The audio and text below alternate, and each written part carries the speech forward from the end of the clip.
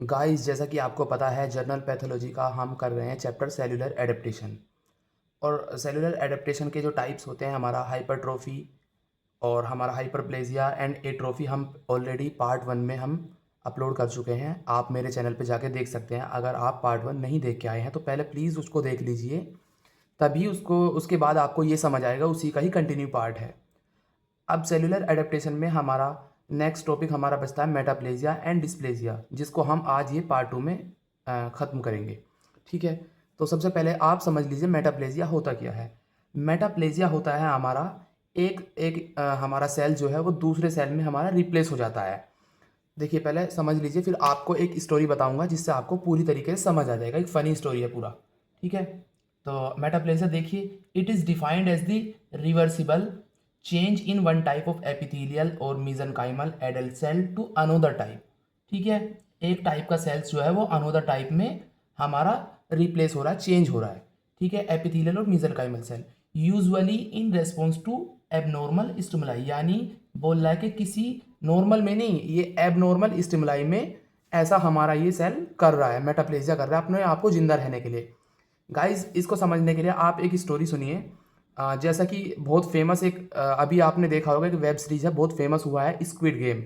अब आप सोच रहे होंगे सर तो ये उल्टी सीधी बात करने लगे हैं, वेब सीरीज़ की बात कर रहे हैं। नहीं नहीं, उसका ऐसा कुछ नहीं है कि इससे कोई लेना देना नहीं है।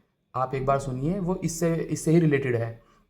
ठीक है, स्क्विड गेम का सीज़न 1 में एक बंदा होता है पुलिस वाला, जो कि उस आइलैंड पे, गेम वाले आइलैंड पे चोरी से घुस जाता है।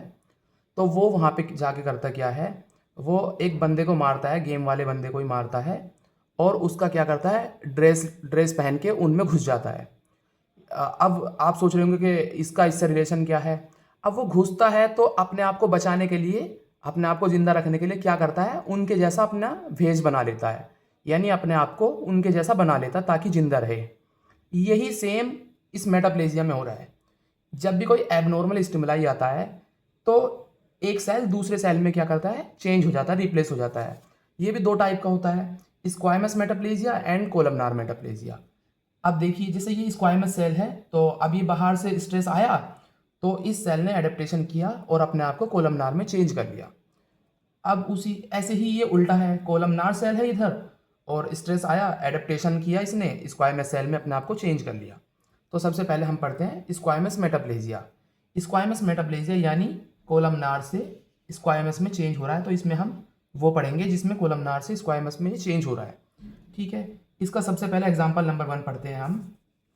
इन bronchus normally lined by pseudo stratified columnar epithelial, यानी ये बोल रहा है कि लंग्स में जो हमारा ब्रोंकस होता है वो normally pseudo stratified columnar ciliated epithelium से हमारा लाइंड होता है।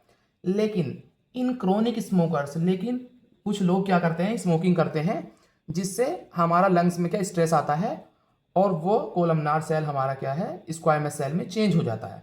ठीक है, अब इसको समझने के लिए हम इसका डायग्राम देखेंगे।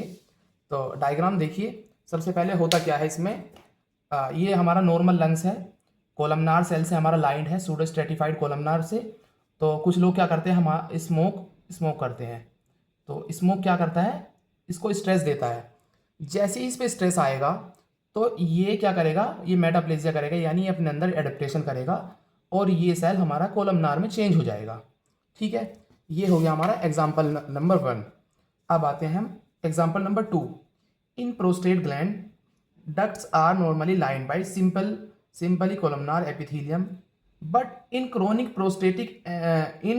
prostatitis and estrogen therapy और क्रोनिक प्रोस्टेटाइटिस में क्या होता है, इन्फ्लामेशन हो जाता है प्रोस्टेट ग्लैंड का।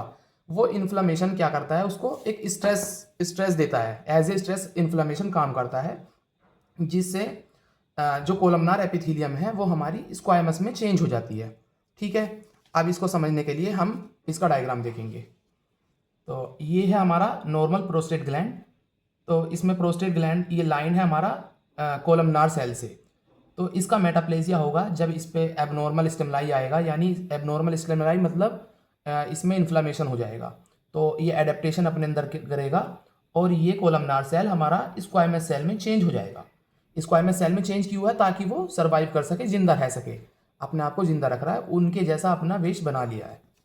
ठीक है, अब इसका हम नंबर 3 एग्जाम्पल पढ़ेंगे। In renal pelvis and urinary bladder lined by transitional epithelium in chronic infection and stone. ठीक है, अब इसको भी हम डायग्राम से समझेंगे, अभी आपको उतना समझ नहीं आया होगा। जो हमारा गॉल ब्लेडर होता है, गॉल ब्लेडर हमारा कोलमनार सेल से लाइंड होता है और इसके अंदर स्टोन हो जाता है। तो स्टोन क्या करता है, एज ए स्ट्रेस हमारा काम करता है। तो वो जब सेल पे लगातार स्ट्रेस देगा तो ये सेल क्या है, जिंदा रहने के लिए, सर्वाइव करने के लिए चेंज हो जाएगा किसमें, स्क्वायमस सेल में। ठीक है, ये 3 एग्जाम्पल हमने डायग्राम से आपको समझा दिए हैं। ये था हमारा स्क्वायमस मेटाप्लेजिया। अब हम नंबर 2 पढ़ेंगे, कोलमनार मेटाप्लेजिया। तो कोलमनार मेटाप्लेजिया में क्या होता है, स्क्वायमस सेल कोलमनार सेल में चेंज हो जाता है। ठीक है, स्क्वायमस सेल क्या करता है, कोलमनार सेल में चेंज हो जाता है। इसका एग्जाम्पल नंबर 1 क्या है, बैरेट ईसोफेगस। अब आप सोच रहे होंगे बैरेट ईसोफेगस क्या होता है, तो सुनिए, बैरेट ईसोफेगस क्या होता है। जो हमारा स्टमक होता है उसके अंदर होता है HCl। अब आपको पता है HCl, स्टमक का HCl हाईली एसिडिक होता है। तो हाईली एसिडिक के लिए गॉड ने क्या किया है, देखो कितना अच्छा हमारे अंदर एक पूरा प्रोसेस बनाया है। जहाँ पे HCl होता है वहाँ हमारा कोलमनार सेल प्रेजेंट होता है। अब जहाँ HCl का स्टिमुलाई नहीं जाता है, यानी ईसोफेगस में, वहाँ पे हमारा क्या होता है, स्क्वायमस सेल, वहाँ पे हमारा स्क्वायमस सेल से लाइंड होता है वॉल। और HCl में हमारा, जहाँ HCl होता है वहाँ हमारा कोलमनार से लाइंड होता है। लेकिन लेकिन लेकिन एक बीमारी, एक डिजीज होती है, आपने सुना होगा, GERD, GERD एक डिजीज है। तो ये, इसमें क्या होता है, रिफ्लेक्स आता है, रिफ्लेक्स, इसमें रिफ्लेक्स आता है। ठीक है, तो ये रिफ्लेक्स क्या करता है, ये रिफ्लेक्स इस HCl को बार बार ये HCl ऊपर जाता है, जिससे हमारा ये स्क्वायमस सेल जो है एक्सपोज होता है और स्क्वायमस सेल को क्या, स्ट्रेस मिलता है। अब स्क्वायमस सेल HCl का जो एसिडिक नेचर है उसको मतलब सहन नहीं कर पाते, एक तरह से देखा जाए, लेमन टर्म में बोला जाए, सहन नहीं कर पाते। तो वो सर्वाइव करने के लिए करते क्या है, जो ये लोअर ईसोफेगस है इसके सेल करते क्या है, वो स्क्वायमस सेल जो है वो कोलमनार में चेंज हो जाते हैं ताकि वो सर्वाइव कर सके। तो इस लोअर ईसोफेगस वाले एरिया को हम बोलते हैं बैरेट ईसोफेगस। ठीक है, समझ आया, ये बैरेट ईसोफेगस एग्जाम्पल, ये ऐसे समझेंगे हम। तो नंबर 2 आता है एग्जाम्पल, इंटेस्टाइनल मेटाप्लेजिया इन हील क्रोनिक गैस्ट्रिक अल्सर। ठीक है, इंटेस्टाइनल मेटाप्लेजिया क्या होता है हमारा, क्रोनिक गैस्ट्रिक अल्सर। ठीक है, समझ आया। अब सेलुलर एडेप्टेशन का हम नेक्स्ट टॉपिक पढ़ेंगे, डिस्प्लेजिया।